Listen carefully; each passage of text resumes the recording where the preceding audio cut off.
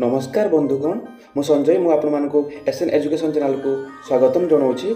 आज आप बहुत बड़ बिग अपडेट रही शिक्षा संबंधी अपडेट रही जो बंधु मैंने ये चैनल को नुआ कर अनुरोध से इनफॉर्मेटिव वीडियो पाइबापी सब्सक्राइब करनी।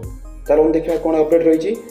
मध्याह्न भोजन रे पोक शिशु खाउछंती निम्नमानर खाद्य अभाव रे पड़ी नुहे बरं सरकार जोगाउछंती एभली खाद्य मध्याह्न भोजनरू बाहरुची पोक कला भात एभली अभियोग जटणी विकासनगर स्थित केदारनाथ राय सरकारी प्राथमिक विद्यालय आसुछि। पुष्टिकर खाद्य जोगाइबा सह ड्रप आउट हार कमाइबा पई एभली एक व्यवस्था करा जायथिबा बेले एथिरे एभली सांघातिक अभियोग केवल सरकारी व्यवस्था प्रति अंगुली निर्देश करि नाही बरं पुणी थे ड्रप आउट हार बढ़ाइबा पई बाट खोलिछि। कंप्यूटर नाही इंटरनेट अच्छी राज्य रे सरकारी स्कूल गुड़िक कंप्यूटर शिक्षा आदौ उत्साहजनक नुहे। प्राय 45% सरकारी स्कूल रे कंप्यूटर सुविधा नहीं। जेउठी कंप्यूटर अच्छी सेथुरी अधिकांश अचल बहु विद्यालय रे कंप्यूटर चलाइबाकू शिक्षक ही नाहांती। स्मार्ट विद्यालय नहीं सरकार नाराबाजी करुथुवा बेले आम सरकारी शिक्षा व्यवस्था रे एमिति विकल चित्र समस्त को आश्चर्य करिछि। उद्वेगर विषय है कंप्यूटर नथिले भी अनेक स्कूल को इंटरनेट सुविधा उपलब्ध करा जाइछि। एहा कहारे की कामरे लागुछि ताहा अनुसंधान सापेक्ष। ओडिसी नृत्य शिखिबाकू जाई नाबालिका छात्री दुष्कर्मर शिकार अभियोग। ओडिसी नृत्य शिखिबाकू जाई नाबालिका छात्री दुष्कर्मर शिकार अभियोग। भद्रक जिला बासुदेवपुर अंचल एक नृत्य शिक्षा अनुष्ठान रे एभली लज्जाजनक घटना देखिबाकू मिलिछि। अनुष्ठानर संपादक तथा गुरु विरोध में दुष्कर्म अभियोग आनिछंती छात्री जनक। नृत्य गुरु छात्री को नृत्य शिक्षा ना रे अश्लील आचरण करुथिले फल जैनिक छात्री जनक नृत्य शिक्षा बंद कर देथिले। नृत्य गुरु ताकू बारंबार फोन कर डाकुथिले। गतकाली छात्री जनक अनुष्ठान रे पहुंचिया परे ताकू दुष्कर्म उद्यम करथिले। घटनास्थल रे गुरु को घर लोक पहुंचीबारु गुरु ताकू छाड़ीथिले बोली थाना रे लिखित अभियोग करिसंती संपृक्त छात्री। नाबालिका छात्री को दुष्कर्म अभियोग रे पुलिस गुरु को गिरफ्त करी तदंत चलाइछि। एही राज्य रे प्रथमे बढ़िबो कर्मचारी दरमा जानतु केते। भारत सरकार सरकारी कर्मचारी वेतन भत्ता एवं पेंशन को संशोधन करिया पई प्रति 10 वर्ष रे एक वेतन आयोग गठन करती। एही आयोग एही कर्मचारी आय एवं जीवन धारण मान वृद्धि पई लक्ष्य रखा जाइछि।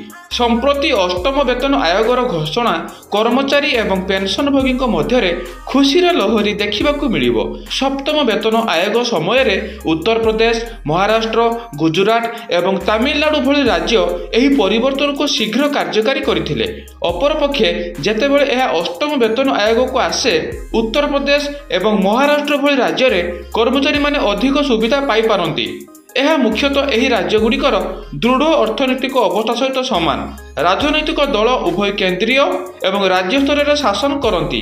उदाहरण स्वरूप जदि सांप्रतिक फिटमेंट फैक्टर 2.57 एवं यह 2.86 को वृद्धि हुए तेबे आपणकर विद्यमान मौलिक दरमा 2.86 को वृद्धि पाइब। फल स्वरूप आपणकर नुआ मौलिक दरमा अतिरिक्त भाव में कर्मचारी महंगा भत्ता मुद्रास्फीति अनुसार वृद्धि कराई। सप्तम वेतन आयोग सहित शेष समय को देखिले उभय राज्य तथा केंद्र सरकारी कर्मचारी दरमा हाराहारी प्राय 20 ରୁ 25% वृद्धि पाई। सबु जिले में खोलिब साइबर थाना। पूरण हेब नुआ 2000 ट्राफिक पुलिस पद। राज्यर आईन श्रृंखला परिस्थिति उपर एक उच्चस्तरीय बैठक मुख्यमंत्री मोहन चरण माझी अध्यक्षतार लोकसेवा भवन में अनुष्ठित हो जाइछि। एथिरे आईन श्रृंखला परिस्थिति एवं पुलिस विभाग में रही विभिन्न समस्यार समाधान संपर्क में आलोचना होइथिला। ओडिशा पुलिस पाई थिबा 3टी प्रमुख आह्वान सड़क दुर्घटना कम करिबा, साइबर अपराध एवं गंजेई चाष को रोकिबा दिगरे आलोचना होइथिला। आईन श्रृंखला परिस्थिति उपरे मुख्यमंत्री अध्यक्षतार बैठक। पूरण हेब नुआ 2000 ट्राफिक पुलिस पद। सहर अंचल रात्रिकालीन पाट्रोलिंग कड़ाकड़ी पाई निर्देश। 22 रे बेटी बचाओ बेटी पढ़ाओ उत्सव। आसंता 22 तारिख में बेटी बचाओ बेटी पढ़ाओ उत्सव कलिंग स्टाडियम में स्वतंत्र भाव पालित होगा उत्सव। महिला और शिशु कल्याण विभाग आयोजन करिब। समस्त विश्वविद्यालय और कॉलेज को उच्च शिक्षा विभाग चिठी। बेटी बचाओ बेटी पढ़ाओ 10 वर्ष पूर्ति पालन हेब। मुख्यमंत्री और उपमुख्यमंत्री उपस्थित रहिबे। 46,000 शिक्षक दरमारू वंचित। ଅଚଳ ହୋଇପଡ଼ିଛି ଡିଜି ଗଭ୍ ପୋର୍ଟାଲ। ଫଳରେ ବିଦ୍ୟାଳୟକୁ ମିଳୁଥିବା ବିଭିନ୍ନ ଅନୁଦାନ ଠପ୍ ହୋଇଯାଇଛି। ବିଦ୍ୟାଳୟ ଉନ୍ନତିକରଣ ଓ ରକ୍ଷଣାବେକ୍ଷଣ କାର୍ଯ୍ୟ ବାଧାପ୍ରାପ୍ତ ହୋଇଛି। ବିଭିନ୍ନ ଅତ୍ୟାବଶ୍ୟକ କାର୍ଯ୍ୟ ବାକିରେ ଚାଲୁଛି। ଏପରିକି ଶିକ୍ଷକ ଶିକ୍ଷୟିତ୍ରୀଙ୍କ ମଧ୍ୟ ଦରମା ମିଳୁନି। ପ୍ରାୟ 20 ଦିନ ହେବ ପୋର୍ଟାଲରେ ଅଚଳାବସ୍ଥା ଲାଗି ରହିଥିବାରୁ ପ୍ରାୟ 46,000 ଶିକ୍ଷକ ଦରମା ପାଇବାରୁ ବଞ୍ଚିତ ହୋଇଛନ୍ତି। ଗୋଟିଏ ପଟେ ସରକାର କନିଷ୍ଠ ଶିକ୍ଷକ ସ୍କିମାଟିକ୍ ଦରମା ପ୍ରାୟ 5,000 ବଢ଼ାଇଥିବା ବେଳେ ଅଧାରୁ ଅଧିକ ଜିଲ୍ଲାର ସ୍କିମାଟିକ୍ ଶିକ୍ଷକମାନେ ଚାକିରି କରିବା ଦିନଠାରୁ ଆଦୌ ଦରମା ପାଇନାହାନ୍ତି। ଗତ ଶିକ୍ଷାବର୍ଷ ଆରମ୍ଭରୁ ଡିଜି ଗଭ୍ ପୋର୍ଟାଲ ଆରମ୍ଭ ହୋଇଛି। ଏହା ପୂର୍ବରୁ PFMS ପୋର୍ଟାଲ ମାଧ୍ୟମରେ ଏହି ସମସ୍ତ କାର୍ଯ୍ୟ ହେଉଥିଲା। PFMS ପୋର୍ଟାଲ ବାରମ୍ବାର ଅଚଳ ହେବାରୁ ଡିଜି ଗଭ୍ ପୋର୍ଟାଲକୁ ଆପଣାଇଥିଲା ବିଦ୍ୟାଳୟ ଓ ଗଣଶିକ୍ଷା ବିଭାଗ। ଆଜି ପାଇଁ ନ୍ୟୁଜ୍ ଅପଡେଟ୍ ଏତିକିରେ ସମାପ୍ତ ହେଉଛି। ଆପଣମାନଙ୍କୁ ନ୍ୟୁଜ୍ ଅପଡେଟ୍ କେମିତି ଲାଗିଲା ନିଶ୍ଚିତ କମେଣ୍ଟ ମାଧ୍ୟମରେ ଜଣାଇବେ। ଆଉ ଯେଉଁ ବନ୍ଧୁମାନେ ଏହି ଚ୍ୟାନେଲକୁ ନୂଆ କରି ଆସିଛନ୍ତି ସେମାନଙ୍କୁ ଅନୁରୋଧ ସେମାନେ ସବସ୍କ୍ରାଇବ୍ କରିଦିଅନ୍ତୁ, କାରଣ ଏହି ଚ୍ୟାନେଲ ମାଧ୍ୟମରେ ଯେଉଁ ଇନଫର୍ମେଟିଭ୍ ଭିଡ଼ିଓ ଆସିବ ଆପଣମାନେ ସର୍ବପ୍ରଥମେ ପାଇପାରିବେ। ତେଣୁ ଆଜି ପାଇଁ ମୁଁ ରହୁଛି ସଞ୍ଜୟ। ଭଗବାନ ସମସ୍ତଙ୍କର ମଙ୍ଗଳ କରନ୍ତୁ। ଜୟ ଜଗନ୍ନାଥ। ବନ୍ଦେ ଉତ୍କଳ ଜନନୀ।